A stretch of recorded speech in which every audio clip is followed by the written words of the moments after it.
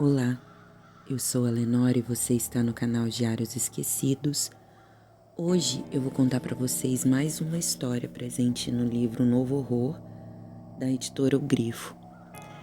Mas antes de começar, como sempre, eu gostaria de pedir, por favor, para você se inscrever no meu canal, deixar um like, fazer um comentário e, se possível, indicar esse vídeo para alguém que você pense que possa gostar desse tipo de conteúdo. Se você estiver me ouvindo nas plataformas de podcast, eu gostaria de pedir também, por favor, para você se inscrever no meu canal no YouTube. É bem rápido e você me ajudaria bastante. Bem, vamos lá? Cordeiro de Deus, por Ismael Chaves. Parte 1. O servo sofredor. O carro já havia deixado as estradas asfaltadas da cidade grande há algum tempo. Agora atravessava uma longa faixa de chão batido. De ambos os lados, uma incrível paisagem rupestre de morros, árvores e diversas plantações de milho e arroz. Ana havia recebido uma ligação de sua tia, avisando que sua mãe tentara suicídio. Ela não via sua família há muitos anos, desde que se casara com Ari. Sua família, fervorosamente cristã, não aceitava que Ana tivesse se unido a um judeu.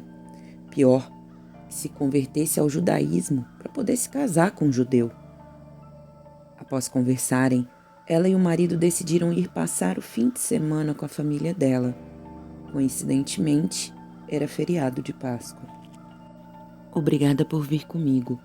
Eu sei o quanto isso pode ser estranho para você. Tudo bem, é a sua mãe.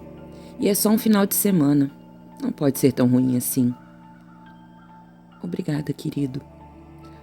A chácara ficava em um local totalmente isolado. Havia apenas algumas casas que ficavam dentro dela e pertenciam aos familiares de Ana. No geral, parecia o lugar perfeito para quem buscasse paz e sossego, longe de toda a turbulência da cidade. Ao chegarem, perceberam muitas pessoas trabalhando, decorando o lugar com ramos de flores, alguns carneando com um animal e, ainda, um grupo de homens, mais adiante, erguendo umas enormes cruzes de madeira. Ao vê-los chegar, tia Esther, que secava as mãos sujas de sangue em um avental amarrado à cintura, foi na direção deles. Pensei que vocês não viriam. Achei que não podiam dirigir no sábado, disse, de modo frio e zombeteiro. A Torá permite que o Shabá seja violado para cuidar dos enfermos e salvar uma vida, respondeu Ari. Que sorte a nossa. A senhora está bem? Perguntou Ana, olhando para as manchas de sangue na roupa da tia. Ah, isso, estamos preparando um cordeiro para a Páscoa, disse, fitando Ari e lambendo o sangue com seus dedos, como provocação. Ela foi na frente, guiando o casal até a casa principal. Ana, então, puxou o braço do marido. Me desculpe, querido, Ei, tudo bem. Sobrevivemos à Inquisição, pogromos e o Holocausto. Acho que sobrevivo a 2 dias com sua família, disse, sorrindo e dando um beijo na testa da esposa. Ao entrarem na casa, se depararam com Júlio, marido de Esther, descendo as escadas. Ele era um alemão corpulento, de vasta barba e um olhar frio. Ao ver a sobrinha herege e seu marido judeu, fez um olhar de desprezo e, após alguns segundos de silêncio constrangedor, disse: Sua mãe está lá em cima. Ela não parou de chorar desde que a filha abandonou a Deus e a ela. Eu não a abandonei. Vocês me expulsaram. Você traiu o nosso Senhor Jesus, entregando-se aos assassinos dele. Já chega. Nós não viemos de longe para vir até aqui brigar. Eu só quero ver minha mãe. Vem, Ari. O judeu fica. Só você sobe, ordenou Júlio. Ana olhou para Ari e ele apenas assentiu para ela, que, resignada, subiu as escadas em silêncio, deixando o marido ali, sozinho, com aqueles predadores fanáticos. Ari, então, decidiu permanecer em silêncio. Olhou a sala à sua volta, até que um quadro chamou sua atenção. Aproximou-se e contemplou. Era uma paisagem rural, onde diversas figuras vestidas com mantos ajoelhavam-se diante de um imponente cordeiro sobre um altar, ao lado de uma cruz. Era belo, artisticamente, mas ao mesmo tempo causava uma certa inquietação em Ari, que ele não soube explicar. A adoração do cordeiro sagrado, disse Júlio, interrompendo a concentração de Ari. É considerado um dos maiores tesouros do mundo, e o quadro mais roubado do mundo também. Foi roubado pela primeira vez por Napoleão, aquele maldito francês metido a imperador. Ele o levou como troféu de guerra, mas depois de sua derrota desastrosa em Waterloo, a obra foi devolvida, até que os alemães a levaram durante a Primeira Guerra Mundial. Esse quadro quase foi destruído em um incêndio. Tentaram desmembrá-lo, censurá-lo, vendê-lo a colecionadores pagãos, até que desapareceu novamente. Durante a Segunda Guerra Mundial, era o orgulho de Hitler, a peça principal do seu museu. Dizem que ele estava absolutamente convencido de que essa pintura continha segredos místicos e sobrenaturais sobre o verdadeiro significado da crucificação de Cristo. Ari percebeu a inclinação na voz de Júlio ao proferir o nome do ditador alemão, responsável pelo genocídio de milhares de judeus na Europa. Engoliu em seco e olhou nos olhos de seu agressor, que o encaravam como um açougueiro a prestar atenção para abater o cordeiro.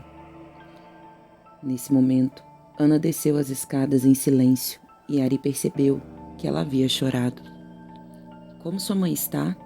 Ele perguntou, tentando quebrar a tensão que havia na sala. — Ela vai ficar bem. Está dormindo agora, respondeu tia Esther. Parte 2. A última ceia. À noite, Ari e Ana se sentaram à mesa com os tios Júlio, Esther e o primo Pedro para o jantar.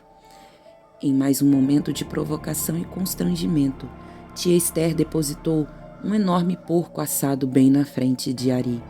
— Soube que seu marido adora, disse para Ana, ao que Júlio explodiu em gargalhadas. Isso já havia passado dos limites. Ari não era nenhum judeu ortodoxo que seguia à risca todos os mandamentos da religião, mas todas essas atitudes hostis eram agressões direcionadas a ele, com o único propósito de provocá-lo e insultá-lo. — Eu pensei que comeríamos cordeiro, questionou Ari, com um sorriso forçado. Por um momento, Esther pareceu meio desconcertada, algo que Ari reparou em Júlio também, que desviou o olhar. — Ele ainda não está pronto, respondeu Esther séria. O cordeiro é o símbolo dos nossos pecados. Ele carrega toda a podridão e imundície da humanidade, disse Júlio, encarando Ari. Seu sacrifício é nossa expiação. Amanhã nós celebraremos a graça que nos foi concedida. Beberemos da carne e o sangue e nos regozijaremos na presença de nosso Senhor Jesus Cristo. Após uma oração em voz alta, exaltando a autoridade inquestionável do Cristo e proclamando a destruição dos hereges e sodomitas, os 3 anfitriões atracaram a devorar aqueles pedaços cebosos de porco, empapados com sangue que escorria por suas bocas e braços, parando apenas para beber um copo de leite de vez em quando.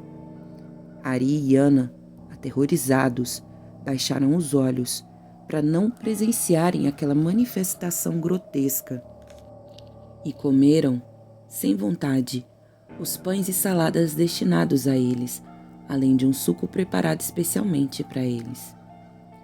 Após se darem por satisfeitos, Esther avisou que levaria algo para Eva comer em seu quarto e pediu que Ana lhe ajudasse. Depois, ordenou a Pedro que guiasse Ari até o quarto, com a recomendação que descansasse para o grande dia. Parte 3. O sacrifício do cordeiro.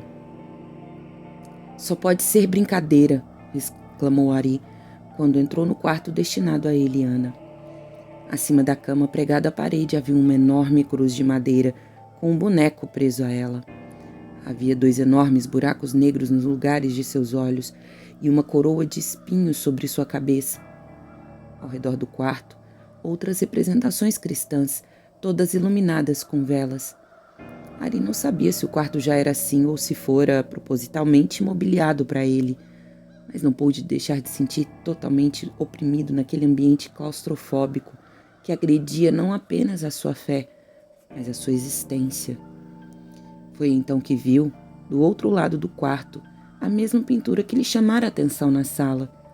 Pegou uma vela e se aproximou, a fim de examinar melhor aquela ilustração que tanto lhe inquietara. Observou aquelas pessoas reunidas em um campo, usando túnicas, todas ajoelhadas diante do altar vermelho, quase no centro da pintura. Sobre o altar, uma cruz e um cordeiro, que observava as pessoas ajoelhadas. Não era isso.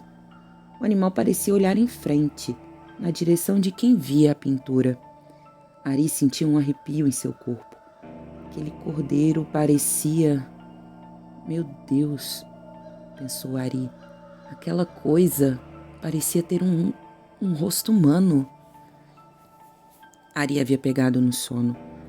Sentira-se exausto depois daquele dia bem estressante. Ele não costumava dormir cedo e, geralmente, ele e Ana se deitavam no mesmo horário. Mas ela estava demorando demais para vir e ele sentia-se com muito sono após o jantar. Acordou ao ouvir barulhos estranhos vindos do corredor. Virou-se para chamar Ana e percebeu que ela não estava ali. Pegou seu celular e verificou que faltavam poucas horas para o dia clarear. Onde Ana estava, afinal? Por que ainda não viera se deitar? Pensou. Ouviu novamente estranhos sons vindos do andar de cima. Era lá o quarto de Eva, sua sogra. Parecia um misto de vozes com algumas batidas. Parecia uma cantoria. Decidiu ver o que estava acontecendo. Pegou o celular e caminhou até a porta, sem fazer barulho. Usou a lanterna do celular para iluminar o corredor e caminhou na direção daqueles sons. Pelo caminho, observava vários artefatos religiosos pendurados nas paredes que, em meio àquele jogo de luz e sombras, ganhavam contornos assustadores e até blasfemos, potencializados por aqueles sons vindos do andar de cima, que mais se assemelhavam a algo vindo de outro mundo. Prestes a subir a escada, ouviu passos apressados atrás de si. Viu um dos quartos com a porta aberta.